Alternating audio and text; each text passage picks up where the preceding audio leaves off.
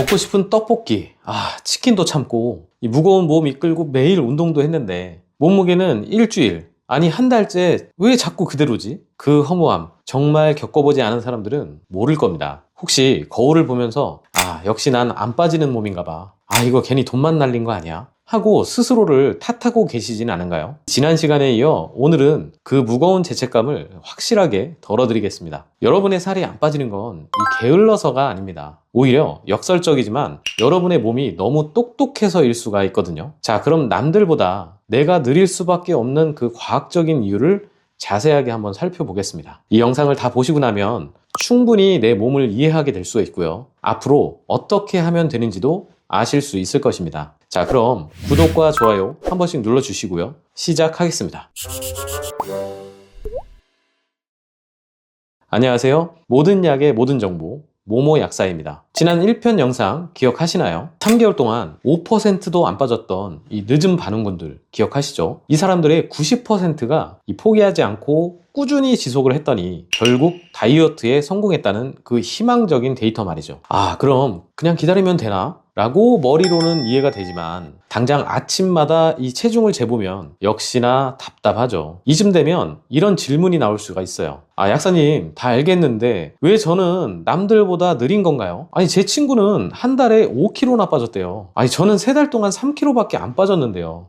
약이 이게 내성이 생기는 건가요? 자, 오늘은 바로 그 이유 Y에 대해서 깊이 한번 파고들어 보겠습니다. 지난번 소개해드렸던 서먼트 1 연구의 이 사후 분석 기억하시나요? 이 연구에서는 반응이 느린 사람들의 공통점을 볼 수 있었다고 했죠. 크게 생물학적인 특정과 환경적인 요인들이 있었는데요. 이 첫 번째는 내 몸집에 비해서 이 약의 용량이 충분한가 라는 점입니다. 자, 이를 전문용어로 약물 노출이라고 하는데요. 데이터를 보면 반응이 빨랐던 그룹에 비해서 반응이 늦은 그룹은 남성의 비율이 훨씬 높았고요. 마운자로를 시작할 당시에 체중이나 이 허리 둘레가 더 컸다고 합니다. 그래서 약국에 오셔가지고 하소연하시는 분들의 대부분을 보면 이 남녀 불문하고 체격이 꽤 크신 분들이 많았습니다. 왜 나는 효과가 덜하지? 라고 많이 물어보시는데요. 이 약물이 들어오면 혈액과 체액을 타고 전신으로 퍼지잖아요. 그런데 체액이나 이 지방량이 많으면 약물이 퍼져야 할 공간이 넓을 수밖에 없죠.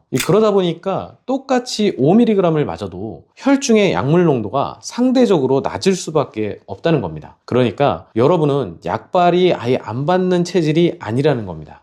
이 내 몸의 덩치를 감당하기에는 아직 약의 농도가 충분하지 않은 상태라고 생각할 수가 있겠죠. 이런 분들한테는 용량을 늘리고 충분한 시간이 필요하거든요. 이 용량이 10ml, 15ml로 올라가서 내 몸집을 커버할 만큼 농도가 높아지면 당연히 체중은 감소하기 시작할 겁니다. 자, 두 번째 이유는요, 조금 현실적인 문제인데요. 이 임상시험과 우리의 현실은 다르다라는 점이죠. 이 마운자로는 우리 몸이 천천히 적응할 수 있도록 2.5mm부터 시작을 해서 4주 간격으로 천천히 용량을 올리도록 설계되어 있습니다. 최대 용량이 15mg이니까요. 중간에 한 번도 쉬지 않고 5개월이나 달려가야 최대 용량까지 도달을 할 수가 있다는 말입니다. 자, 그런데 연구 데이터를 뜯어보면 살이 안 빠진다고 호소하는 이 사람들 중에 많은 사람들이 이 기간을 못 참고 중간에 약을 끊거나 빼먹는 일이 있었다고 하거든요. 실제로 1년 반까지 이 마운자로를 투여했는데도 체중이 5%도 안 빠진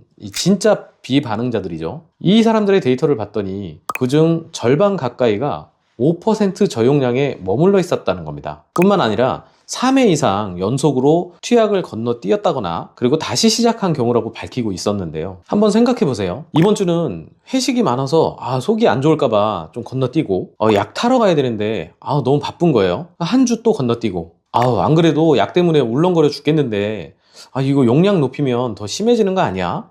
그냥 5mg만 계속 맞을까? 이러면 우리 몸속의 약물 농도는 이 롤러코스터를 타거나 혈중 농도가 계속 낮은 상태를 유지하게 되거든요. 그러면 당연히 원하는 효과도 나타나기가 어렵습니다. 혹시 지금 3개월째인데 아직도 2.5mm 혹은 5mm에 머물러 있다면 이 약의 효과가 없는 게 아니라 아직 효과를 볼 수 있는 충분한 이 용량 구간에 진입을 하지 못했을 가능성이 매우 높습니다. 자, 세 번째 이유는요, 이거 조금 억울할 수도 있는데요. 이 여러분이 다이어트를 너무 열심히 했기 때문일 수가 있거든요. 자, 우리 몸에는 이 대사적응이라고 하는 아주 강력한 생존 본능이 있습니다. 자, 마운자로를 맞고 이 먹는 양이 줄어들면 우리의 뇌는 아, 그래, 다이어트 열심히 하고 있구나 라고 생각하는 게 아니고요. 오, 이거 큰일인데? 이러다가 굶어 죽으면 어떡하지? 라고 위험한 비상사태가 닥쳤다고 인식을 하게 됩니다. 그래서 살이 빠지는 것을 막기 위해서 세 가지 비상 시스템을 가동하기 시작하는데요. 그 첫 번째 시스템이 기초 대사량을 확 낮추는 겁니다. 에너지를 아껴 쓰기 위해서 보일러를 약하게 트는 거죠. 이 대부분의 비만 환자들은 정상인에 비해서 기초 대사량이 훨씬 낮습니다. 그래서 살이 잘 찌는 건데요. 이 다이어트를 하면서 기초 대사량을 더 낮춰버리면 살이 빠지기 어려워지는 게 당연하죠. 자, 두 번째 시스템은 니트가 감소한다는 겁니다. 자, 니트는 운동을 제외한 우리의 일상생활들, 청소, 요리, 걷는다든가 서 있거나 말하기와 같은 이 일상생활 속에서 흔히 이루어지는 활동에서 소모되는 에너지를 말하거든요. 나도 모르게 자꾸 소파에 눕는다든가 손가락 하나 까딱하기 싫어서 이 무기력증이 계속 오는 경우, 당연히 먹는 게 없으니까 기운이나 의욕도 없고 심지어 말하는 것도 귀찮아지게 되거든요. 자, 이건 우리 몸이 이런 식으로 에너지 소모를 줄이게 하려는 시스템을 가동한 것입니다. 자, 세 번째 시스템은요, 호시탐탐 기회를 엿보면서 식욕을 폭발시키려고 한다는 겁니다. 이 약기운이 조금만 떨어져도 배고픔을 확 늘리려고 하는데 이러한 보상 심리를 자극한다는 것입니다. 실제로 이 마운자로를 맞고 있는데요, 먹고 싶은 걸 억지로 참고 있다는 분들이 꽤 계세요. 아니, 약을 맞으면 원래는 식욕이 확 줄어들어서 먹을 걸 보고 있어도 먹고 싶다는 생각이 안 드는 게 정상이거든요. 실제로 제 지인 중에는 정말 치맥이라고 하면 사족을 못 쓰는 사람이 있었는데 이 사람이 마운자로를 맞고부터는 치킨을 생각만 해도 속이 너무 거북하다고 하더라고요. 이런 경우 없나 한번 생각해 보세요. 헬스장에서 1시간 동안 운동하고 나서 오늘 고생했으니까 이 딸기 몇 개 정도는 괜찮지 않을까? 이온 음료 한 캔 정도는 이거 살도 안 찌는데 먹어도 되지 않나? 아니면 오늘 오운환 했으니까 좀 쉬자 하면서 소파나 침대에 누워서 이 잘 때까지 거의 안 움직이는 행동들. 그런데 사실 이런 건 내 의지가 약해서가 아니라 우리 몸이 잃어버린 에너지를 어떻게든 다시 채우려고 무의식 중에 보상 행동을 유도했기 때문입니다. 자, 몸이 이렇게 보상 행동을 유도하면서까지 저항을 하고 있다는 건 역설적으로 약이 제대로 작용을 하고 있다는 증거이기도 하죠. 자, 그럼 네 번째 이유를 한번 살펴보겠습니다. 자, 기존에 다른 질병이나 복용하던 약물들이 이 발목을 잡는 경우인데요. 연구에 따르면 당뇨병이 있는 사람들은 이 당뇨가 없는 사람들에 비해서 체중 감량이 더 적게 나타난다고 합니다. 인슐린 저항성, 그리고 당뇨 치료제 또는 우울증 약이나 일부 혈압약들이 이 마운자로의 효과를 방해할 수 있다고 하거든요. 자, 이런 경우에는 마운자로가 효과가 없는 게 아니라 기존 약 때문에 상쇄 효과가 나타나고 있다고 생각을 하시면 됩니다. 자, 이럴 때는 주치의와 상의를 해서 약을 조절하면 어느 정도 해결을 할 수 있다고 합니다. 자, 그리고 마지막 이유, 다섯 번째는요, 가장 흔한 케이스 중 하나인데요, 바로 가짜 정책이라는 겁니다. 마운자로의 대표적인 부작용이 이 오심, 구토, 그리고 변비잖아요. 안 그래도 마운자로 때문에 위장관 운동도 느려지고 거기에 식사량까지 줄어드니까 변도 제대로 안 만들어지죠.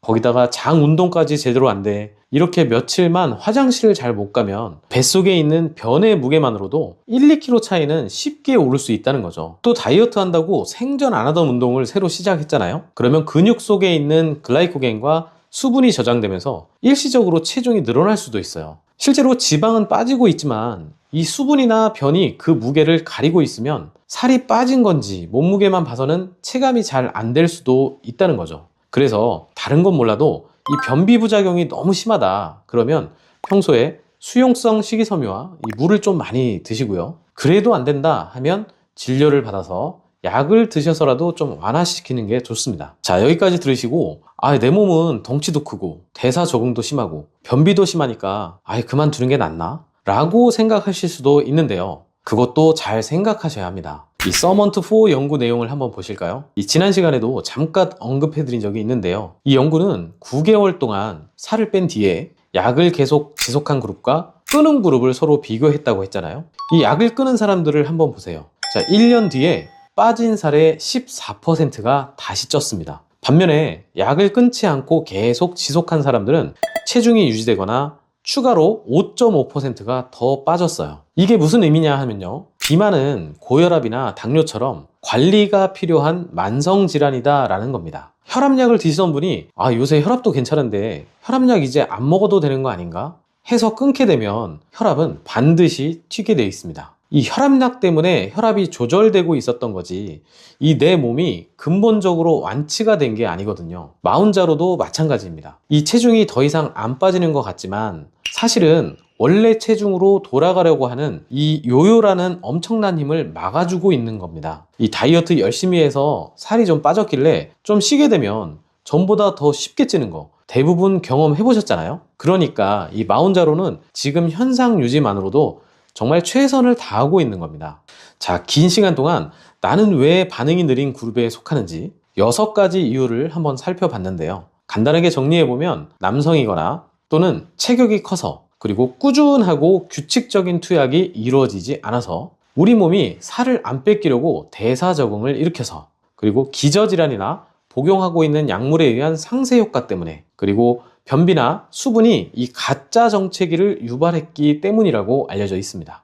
자, 중요한 건요. 이 모든 게 순전히 여러분의 의지 문제가 아니라 이 자연스러운 생리 현상이라는 겁니다. 나에게 맞는 충분한 용량과 시간이 채워지면 결국은 해결될 수 있다라는 거죠. 물론 식단이나 운동은 당연히 지극히 당연히 해야 되는 거고요. 자, 그런데 이게 끝이면 좀 뭔가 허무하겠죠. 그래서 그냥 기다리라고 하는 게 아니라 이 대사 정체기를 뚫어줄 수 있는 그 치트키는 없느냐? 정답은 있습니다. 자, 마지막 3편에서는요. 이 모모 약사가 추천하는 정체기 탈출 전략을 공개할 건데요. 여러분의 성공도 이제 머지 않았습니다. 그때까지 절대 지치지 마시고요. 다음 시간에 다시 돌아오겠습니다. 지금까지 모모 약사였습니다. 감사합니다.